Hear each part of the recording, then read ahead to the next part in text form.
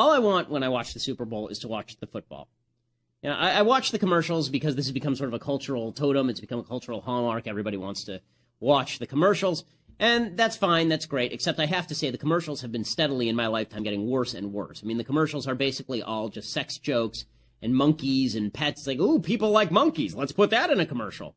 Well, what about babies? People like babies too. Let's put that in. How about we'll have a monkey baby dog, which they actually did in a commercial yesterday. So the commercials were really quite terrible, but what I really, really hate is that the left has decided that every cultural event has to now be dominated by leftism. All of them. They have to be dominated by leftism. So imagine, for example, that you had a Super Bowl and it took place in Texas, and there was a country singer, and the country singer surrounded himself during the Super Bowl halftime show with a bunch of kids who were holding Bibles and a bunch of women who were holding crosses.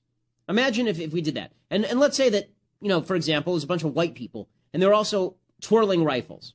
Right, like we do sometimes at parades.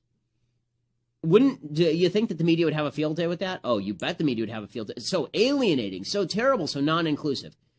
Beyonce, who is now married to Jay-Z and can do no wrong, she farts social justice rainbows.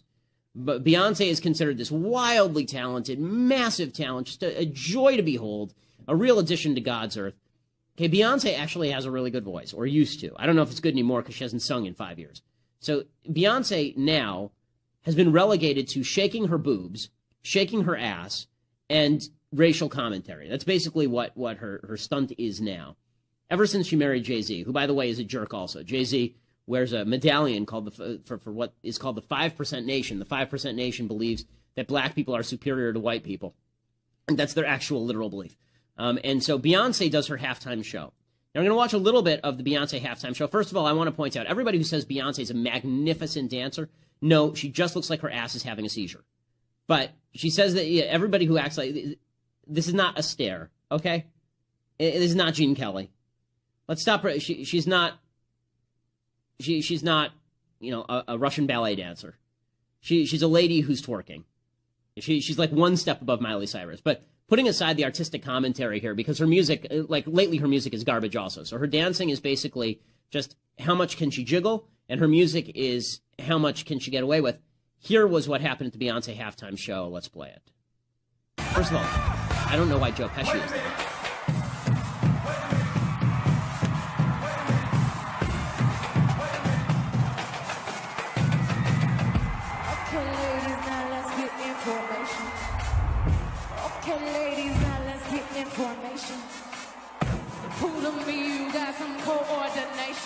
What great dancing. You just might be a black Bill Gates in the making.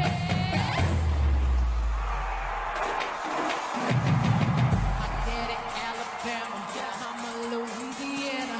You mix that Negro with that Creole, make a Texas Bama. I like my baby hair with baby hair and afro. I like my Negro nose with Texas nostrils. Okay, so we don't have to watch the rest of this. You get the idea. The women who are dancing behind her, you can freeze frame it. They're all wearing Black Panthers outfits. They're wearing the Black Panthers berets. They all have their hairs their hair froed out. There are no white women in this entourage. They're all black, right? There are zero white. Remember Oscar is so black? Beyonce halftime, or Oscar is so white? Beyonce halftime show so black, right? There are no white people in this. And at a certain point here, they actually form an X on the field, like Malcolm X, right? Is the idea here, and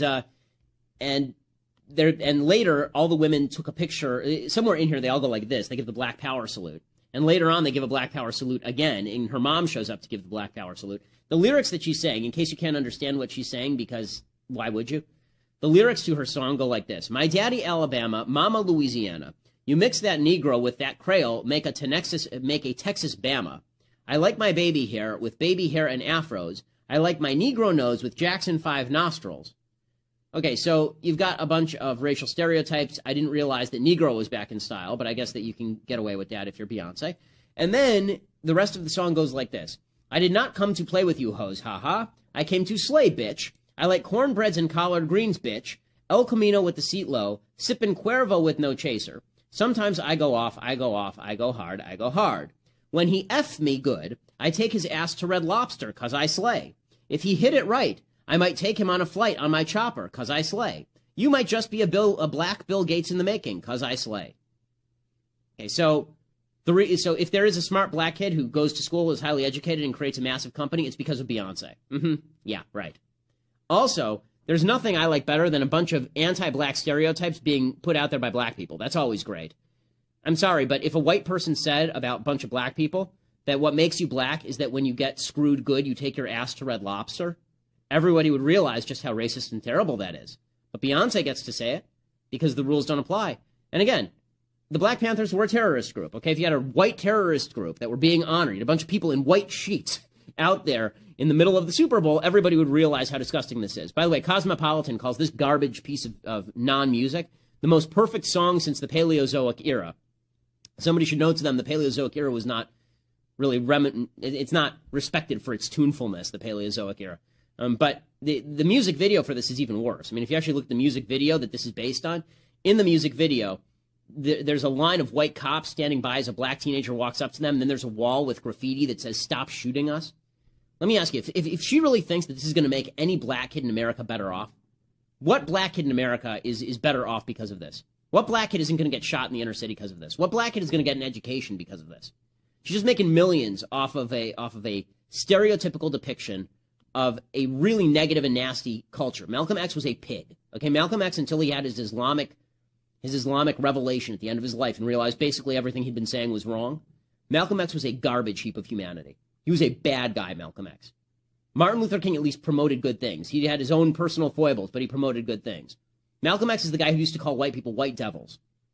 And so paying homage to him during the Super Bowl, right? This is the most watched event in America every year. This is where we have come racially. The post-racial era isn't the post-racial era, it's the post-decency era, and Beyonce leads the way. In any case, let's get to a couple of major songs. There's a new song that is out by someone named J.Cole. The song is called Wet Dreams.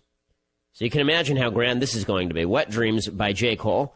And it is spelled with a Z at the end, which means that it is going to be even better than normal Wet Dreams, you assume. Here is J.Cole and Wet Dreams. This, of course, is a song that is being consumed by millions of people across the country, enriching America's life, enriching America's culture on a daily basis. Man.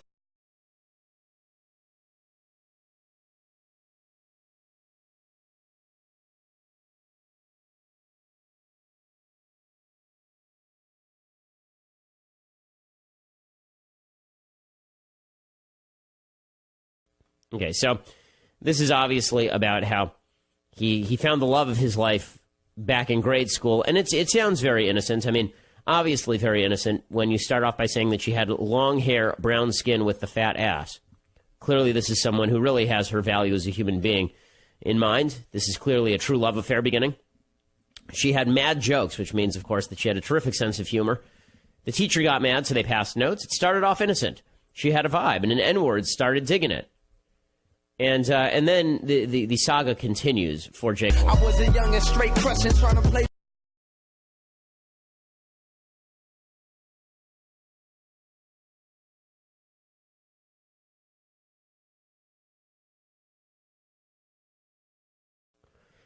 What a classy dude. I mean, seriously, what a classy dude. I can't imagine how any woman has rejected, spurned his advances. This is the kind of stuff that, and again, what I think I like best about this particular song is the female vocals in the back, which sound like a 13-year-old girl singing.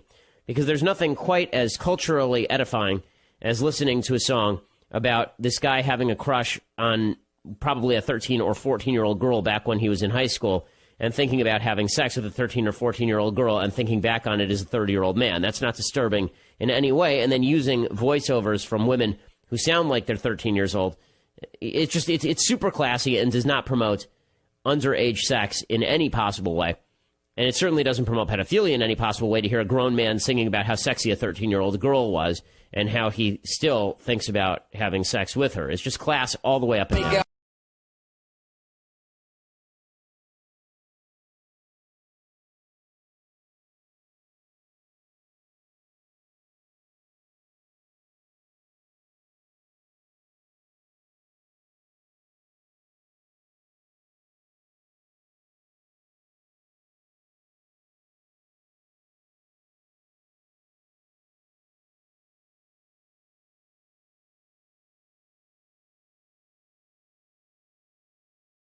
If you missed the point, he never did this before. No.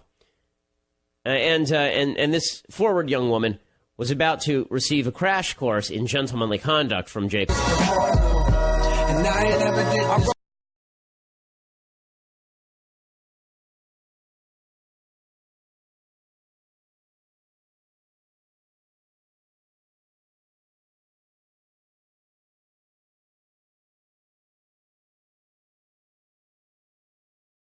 And she's classy all the way through. And clearly this young woman needed a parental figure in her life to tell her, perhaps you shouldn't have sex with the random kid sitting next to you in class. For those who are missing the joy of these lyrics, he said, I wrote back and said, of course I had sex before, knowing I was frontin', which means that he was bluffing. Said, I'm like a pro baby, knowing I was stuntin'. Because not true. He said, but if I had told the truth that I'd get played out, son. Hadn't been in female genitalia since the day I came out one. Very classy dude. And then she says, oh, you're a pro? Homie, I want you to show me. And she wants him to come over. And this romantic consummation moves toward its just absolutely beautiful conclusion. My mama gone.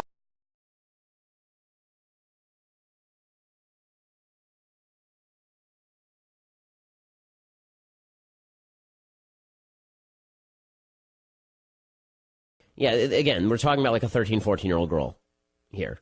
Just super classy. Very nice. And I like how he refers to his genitalia as his little man. Nothing says class like that. And he keeps talking about how certain biological functions are taking place that prevent him from standing up. Just it's very nice all the way through. And I can't imagine why this doesn't have a better impact on the culture and why it doesn't have a better impact on people who listen to it. And for people who want to know the conclusion of the song, he goes over to her house. He practices how to put on prophylactics. He's watching pornography to learn how to treat women, because that's clearly where you should learn to treat women, is from pornography. And then it's time for action. Pull out the prophylactics, just how he practiced. But right before he started, she flinched and said that she too was a virgin. Wow, what a punchline. So did that stop him? No, of course not. Did that stop her? No, of course not. So they're both virgins. What a wonderful story about losing your virginity. You know how I lost from my virginity, gang? I was married at the time.